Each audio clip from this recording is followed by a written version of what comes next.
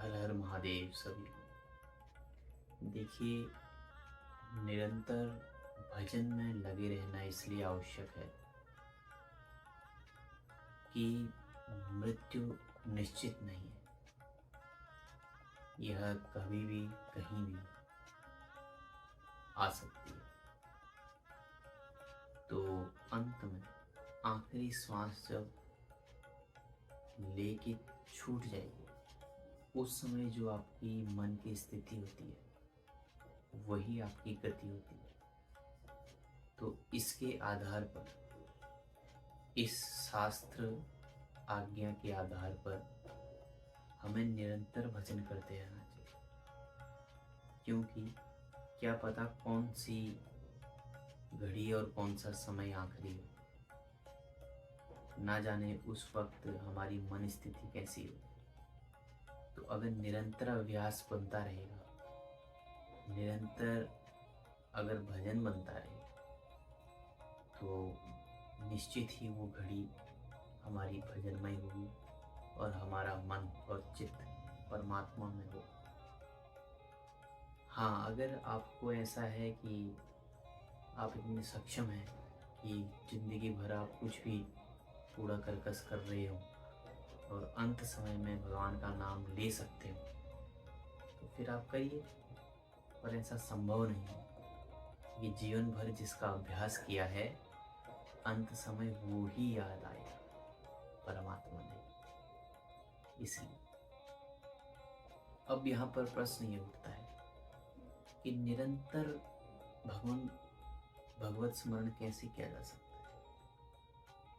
कभी कभी हमारे कुछ काम कार्य ऐसे भी होते हैं, जैसे कि हम अपना सोच आदि करते हैं, तो वहाँ तो हम ये नहीं कर सकते।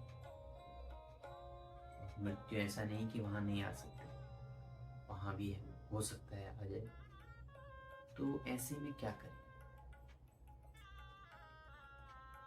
दो पद्धतियां हैं, एक मंत्र और एक नाम।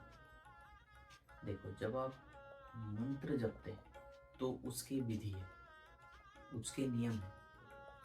मंत्र में नियम लागू हो जाते हैं कि आपके हाथ में माला होनी चाहिए, और माला किस तरीके से, किस ऊंचाई से पकड़नी है, वो सारे नियम है। और आपका आसन होना चाहिए, आप आसन पे बैठ के किस मुद्रा में होने चाहिए, ये सारी चीज़ें नियम लागू हो जाते हैं मंत्र में। पर नाम में कोई नियम लागू नहीं होता। गोस्वामी जी कहते हैं, भाई कुभाई अनख आलस हूँ, नाम जपत मंगल दिसि दसों। तो नाम आप कभी भी किसी भी अवस्था में कहीं भी निरंतर निरंतर निरंतर जप सकते हैं। तो नाम का आश्रय लो। अच्छा है, मंत्र भी करिए, पर उसका विधि है, विधि निषेध नहीं है उसमें। तो इसलिए नाम को पकड़ो। और जब आप पवित्र हो, एकांत में हो, आसन में हो, माला हाथ में हो, तो आप मंत्र जपिए। और राम, कुछ नाम तो ऐसे हैं जो मंत्र भी हैं और नाम भी है। तो ऐसा कुछ पकड़ लो कि माला रख दी, आसन पे नहीं हो, जप रहे हो तो नाम कहलाए, और आसन पे हो, माला है, तब जप रहे हो तो मंत्र कहलाए।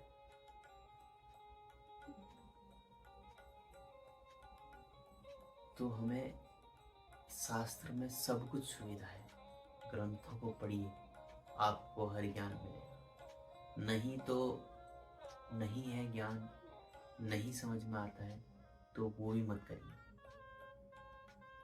पंचम भजन सुवेद प्रकाशा, पांचवा जो भक्ति का सूत्र कहा है सबरी जी को प्रभु श्री राम ने, पंचम भजन सुवेद प्रकाशा।